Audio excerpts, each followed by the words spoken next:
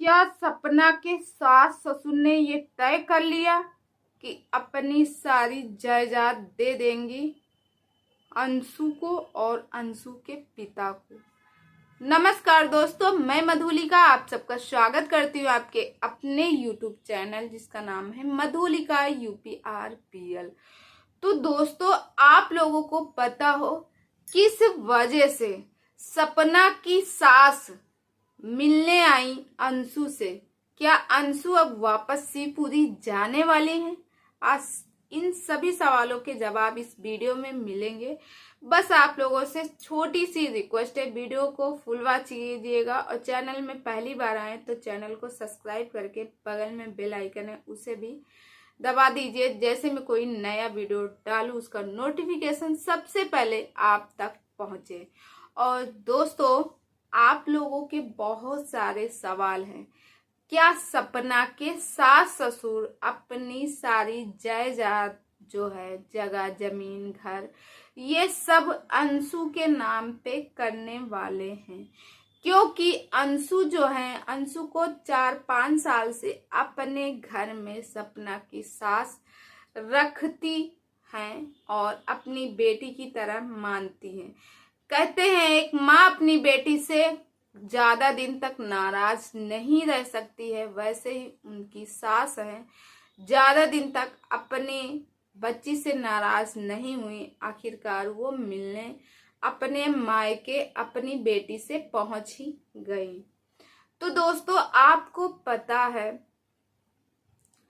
कि जो सपना का मथुरा वाला घर है, जिसको सपना कह रही थी कि सबसे ज्यादा अमाउंट है उन्हीं का लगा है, सबसे ज्यादा पैसा सपना का ही लगा है, मगर उनके ससुर ने कहा कि उस घर को तो मैं ही लूंगा, आपको नहीं दूंगा।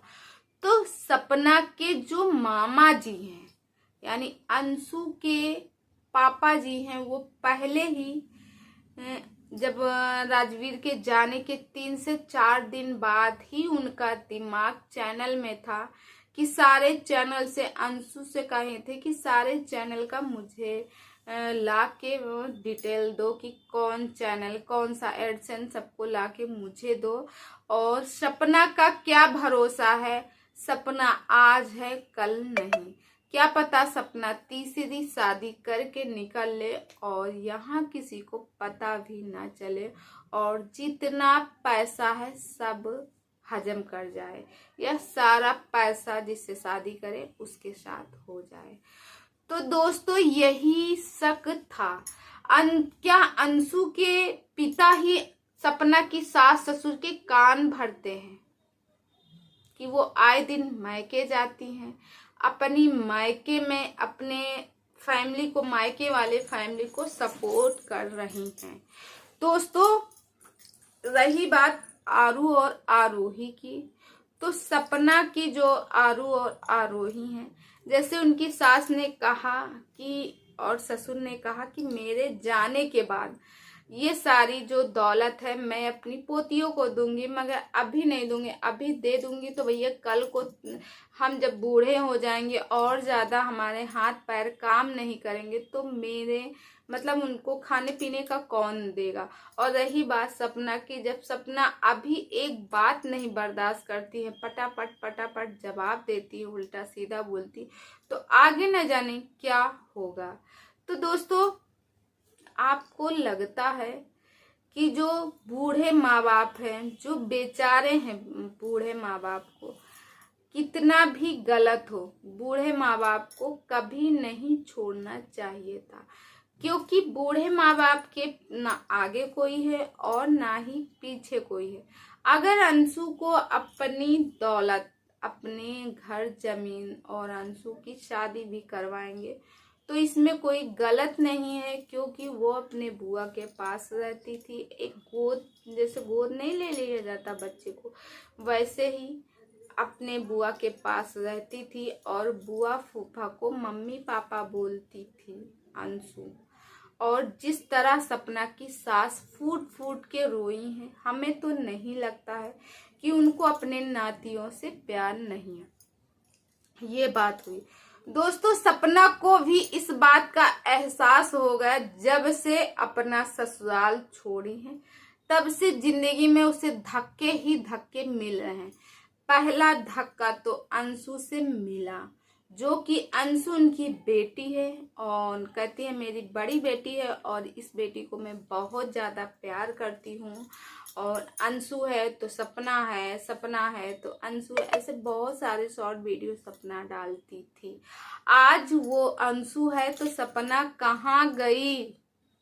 क्यों सपना का झुकाव अपने मायके पक्ष हुआ और अंशु से यूं हुआ? जब अंशु नादान है, ना समझ है, आप तो समझदार है ना, तो फिर आपने अंशु से क्यों खटपट हुआ?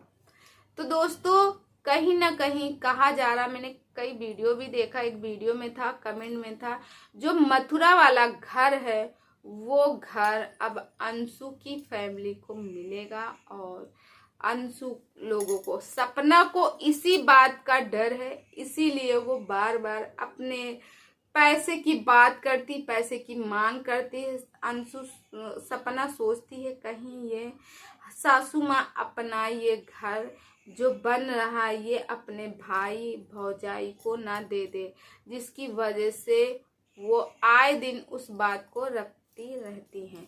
दोस्तों एक कमेंट ये था कि सपना नाटक दिखाती है कि मुझको कुछ नहीं चाहिए, मैंने ये भी छोड़ दिया, मैंने वो भी छोड़ दिया।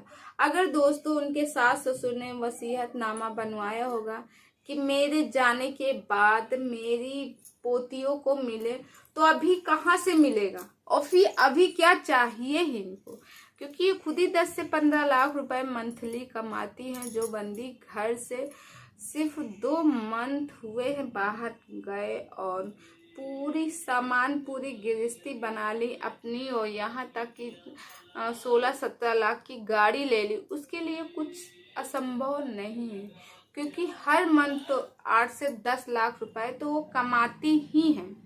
और दोस्तों रही बात सीवी की, सीवी मैडम शांत तो क्यों बैठी हैं?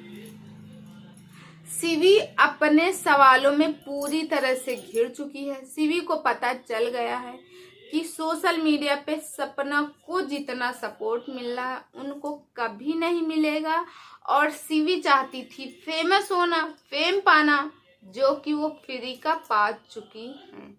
सीवी को अपने चैनल को ग्रो कराना था और सीवी को आगे बढ़ना था, जो कि सपना की पूछ पकड़ के उनको वो कामयाबी मिल गई। जब उनको वो कामयाबी मिल गई तो सपना को ऐसे पूछ पकड़ी हुई थी, ऐसे झिटक दी और सपना अलग हो गई। तो दोस्तों ये बात थी। और दोस्तों एक कमेंट आया था कि सपना के साथ ही ऐसा क्यों होता है? आप लोगों ने कभी सोचा है कि क्या सपना ही सही है, सारी दुनिया गलत है?